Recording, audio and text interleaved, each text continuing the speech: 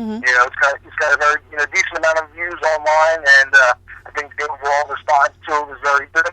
And no, I 100% hope to do some more, and we'll definitely put out about a week before the next show, May 7th. We'll definitely put out episode number 2 and leading everything up and just hyping up the next show. Excellent. I'm definitely looking forward to seeing it. I did see the first one, and I was really impressed with it, the way it was put together and the production of it, and I thought it was great, so I'm definitely looking forward to the second episode.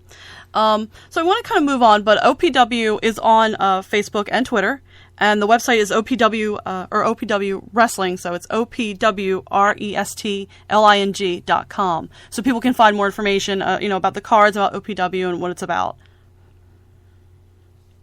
It's all about building the brand and, being accessible on social media. So, like you said, Facebook, Twitter, Instagram, and all of our live events are available on DVD, MP4, and video on demand, courtesy of Small Part Video. And, for us to look on point, there's a lot of guys behind the scenes that make On Point Wrestling look on point. That's Michael Pancoast behind the events, shooting and producing the actual event. And a guy named Chad is behind the scenes that put together On Point Wrestling TV episode 1. Put in a lot of work to make that debut episode, look as on point as it did. So, a big shout out to those guys that make On Point look on point. Absolutely, and they did a great job, so definitely awesome job by those guys. I want to switch gears and talk a little bit about a newer venture that's coming up on June 10th, the H2O, the Hardcore Hustle Organization. So can you talk a little bit about what that is and how that's coming about and what you're seeing for that particular organization? No, sure. I think overall vision and intention is that besides, fine performances in the ring anywhere I go, the last year and a half, 2 years, I've really become business-minded, building brands, and, jumping into different ventures that I can create revenue with that's wrestling-related to continue to pay the bills. For the last year and a half, wrestling is now my full-time job, whether it's in the ring or promoting On Point Wrestling, putting on events like WrestleFest, opening a store, launching Double Stop Video, and the next measure for myself was to launch another wrestling promotion that's more of myself. Lottie, On Point Wrestling's me and Jeff, and I wanted to kind of venture off on my own and establish another brand and to show and continue to just give myself more work, because I really, at the end of the day, I really do enjoy promoting. And on June 10th will be the debut event of H2O, the Hardcore Hustle Organization, and I'm really looking forward to it. The matches I've seen so far kind of blow my mind, to be very honest. You're going to be taking on Kevin Sullivan, the Taskmaster, Kevin Sullivan. And I know... I'm sorry. One of my favorites... No, you're fine. One of my favorites, one of the guys I grew up watching, so I'm very much looking forward to working a legend and ring veteran and Kevin Sullivan. Absolutely. I think that's going to be really interesting because he's just such a very calculated and scary, intelligent individual. So it'll be interesting to see kind of you and him kind of collide. I'm looking forward to that. Also, this sort of clash of styles, Tony Deppen and Jeff Cannonball. I want to see what Tony Deppen is going to do against Jeff Cannonball, who's a big guy, but he's very agile, and young guy, kind of new coming up, I think, and just kind of getting introduced to him, and very talented. So I'm kind of interested to see how that clash of style is going to turn out. I'm looking forward to that. Trying to put a little bit of everything on the card, diverse and cater to a different style of wrestling fans. So I think Deppen Cannonball is definitely a style smash, and I think it's going to be a good one. Absolutely, and I think the last match, which kind of blew my mind, really, was the franchise, Shane Douglas, taking on the War King, Eddie Kingston, and that one kind of blew my mind. I'm an Eddie Kingston fan, so just the idea of those two clashing is just, I never thought I would ever see something like that or ever see it, so it definitely kind of, stopped me. I was like, whoa, hey, that's something I want to see, Definitely. I've always been a fan of the franchise, and I've always been a big fan of Eddie Kingston myself. I've always looked at him as a franchise player in the business, whether it was Chikara or CZW. He's always been a top, franchise player for those, promotions. Anywhere he's going, he's always been a franchise player, and I think, I know him being a CZW fan. I know he's looking forward to it. I'm looking forward to it, and we will see the last of the dying Eddie Kingston in the franchise, Shane Douglas. go one-on-one in the main event of the debut H2O event on June 10th. Yeah, it's going to be mind-blowing, and it's going to be a great show. Now, I know it's going on June 10th at the Woodbury Heights Community Center, which has become kind of a hotbed for wrestling shows. So I know that there's a Facebook event page, and people can find out more information on your website. And I know there is a Twitter now, too. Yes, H2O is on Twitter.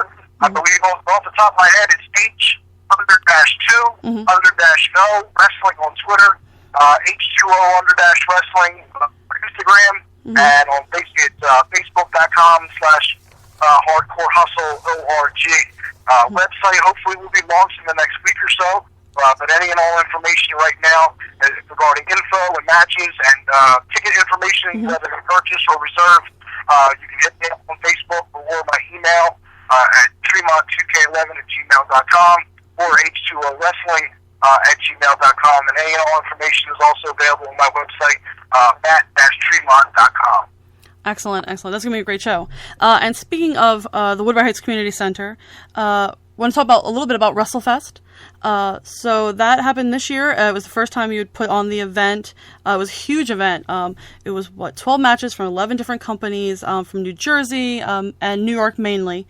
I understand there's going to be another one this year. What can fans expect? Is it going to be the same kind of format, or will it be different? Probably a little different this year. I definitely want to as far as the first WrestleFest last year went. Everything went so smooth. Everybody had a great time. Everyone enjoyed themselves. And we had 21 promotions under one roof. And 11 or 12 of them had actual showcase matches. But overall, we had 21 wrestling companies, 21 different promoters under one roof working together to help put on this event. And a lot of work to put on, but I it kept me on my toes. And I really enjoyed putting the thing together. And, learning from last year and now going into this year's, which will be Saturday, October 1st, right back at the Woodbury Heights Community Center in Woodbury Heights, New Jersey. Definitely going to tweak some things last year. I think because last year we started the convention portion at 3 o'clock and started the live event around 6 p.m. And it was on a Sunday. By the time 9, 10 o'clock rolled around, everybody was pretty tired. Right. So that's why I definitely wanted to do it on Saturday this year. And I believe probably what we'll do is probably like the format we're going to kind of follow this year is kind of like what the Icons of Wrestling and House of Hardcore is what they're doing on April 16th. So we'll probably have the convention portion start around 9 or 10 a.m. Go to about 2 or 3 o'clock. Start the live event around 2 or 3, and so we're all done and wrapped up by 6 p.m. I know, definitely my goal this year is to have a lot more activities. It seems a lot of people really like the Nintendo 64 Mercy Tournament, and different activities like that. It seems a lot of people gravitated towards. So that's going to be coming back, and other activities, lined up to do this year. And the goal of WrestleFest is to give a platform to a lot of promotions that are in the area and not in the area, a chance to promote their brand and products, to get new eyes, so all of us are all making more money. At the end of the day, it's business and it's about making money, and you want to get new faces and new eyes on your product, so they buy a ticket and come to the live event. So my goal is to definitely get a lot more newer companies involved this year. You'll definitely see a lot of the same companies, back this year, but you'll definitely see a lot of new ones. And, working together and just putting on a good family-friendly environment that, everybody can come to and enjoy themselves. And, definitely working on things for WrestleFest, a little, slower right now, as, I got, promoting All Point, getting ready for the H2O event. But definitely probably mid-June, after the H2O event, definitely going to get into the swing of things and start announcing companies and a lot of the guest names. Last year we had Virgil and King Kong Bundy, New Jack, and so on and so forth. And a lot of the legends, they had a great time. Everybody, was really good to have on hand, and everybody really enjoyed themselves. So you're going to see new promotions this year. A lot of different talent all over the East Coast and Midwest, and we'll definitely have some bigger names get to appear this year. So all goals and purposes is to top what we did last year. We had a little over 300 people come out to the first one last year between the convention and live event itself. So my goal is to draw more than 300 people this year and continue to just put forth a good product and an enjoyable atmosphere and experience for everybody. Yeah, and I hope you can. I thought it was a great event, and I have it on DVD, and I've watched it. I thought it was really wonderful that, you were able to pull all these different kind of groups together, and I saw people that I've never seen wrestle before, or people that I enjoyed watching, and it was really just a great variety of events and promotions, and it just looked like a lot of fun, and, so I'm really glad that you're bringing it back this year, so I'm definitely looking forward to that, and I'm sure, people will be glued for the announcements as they come. Now, there's something else I do want to talk about. You've done some international wrestling. You've wrestled in Canada for like Smash and C4. You've been to Germany for WXW. But I understand that you want to go to Japan. So I definitely want to talk about Japan. You're sort of wanting to go there and what you're doing in regards to that. Yeah, it's, personally for myself, I don't have a lot of individual goals left in the business. I've been able to accomplish a lot, which I'm very thankful and appreciative for. CZW title, 6 deathmatch tournaments, so on and so forth. Been able to travel a lot of places, and all that is with hard work and the platform that CZW gave me 6 years ago. I've been able to do a lot because of that. But myself personally, there really is only a few things left to do for all my bucket list things to do before I wrap an in-ring career up and really start to focus on promoting and behind the scenes stuff. Because I know for me personally, my future in the business is promoting and behind the scenes. So what I have left is Japan, and I want Japan.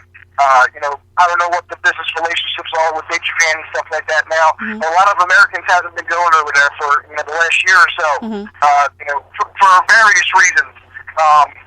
That I won't get into because I'm not that type of person to put dirty laundry or stir up anything like that. But overall, I just I talk to a veteran in the business. And I'm like, hey, what do I do to try to entice the Japanese promoters, whether it's BJW or FMW, to bring me over there? It's kind of an independent initiative that I took upon myself after I got some advice from a very well respected veteran at a show I worked with in Rhode Island, and he gave me this advice. So I kind of took it upon myself to, I'm just going to start calling out Japan, and and that's why I had the T-shirts on 2 weeks ago that say Japan is scared, and video promos will be coming soon. I'm just going to, subtle tweaks and stuff like that, but it's all an independent initiative to generate some interest for myself, for the Japanese promoters to see, to bring me over there, because I really want to go there and apply my craft over there, because that is my goal, of what I have left to do. And really, at the end of the day, FMW is back, Frontier Martial Arts Wrestling. Yes. They were one of the premier, Japanese, promotions for very many years, and it's right up my alley and right up my style. And if there's going to be anybody I'm going to call out, and any promotion in particular, as far as a big announcement, I want FMW, and I want Onita, 100%. I'm not going to waste my time with anything else. And the wrestling world, hopefully we'll get the Bulldozer over there. And I'm coming for FMW, and I'm coming for I want Onita. Yeah, real quick, let's talk about FMW, because some of the listeners might not know what it is. I recently actually got introduced to it, and I'll tell you, I really love it, actually. The women are fantastic, and it's very creative. FMW is Frontier Martial Arts Wrestling. It started and sort of led by a gentleman named Atsushi Onita, that you mentioned. And they featured some of the most inventive, hardcore death matches ever. There were matches in jungles. There were matches in pools. There's lots of exploding cages. And there's there was a bunch of barbed wire. I mean, pretty much anything you could think of, I think they really did. Is there a particular style of FMW match that you'd like to do? 100%. It's like I said, if I'm going to call it anybody, it's FMW, and it's Onita. And Onita is notoriously known for the no-rope barbed wire explosion death matches. And if this independent initiative worked out and generates some buzz in the wrestling community, if there's fan interest, and that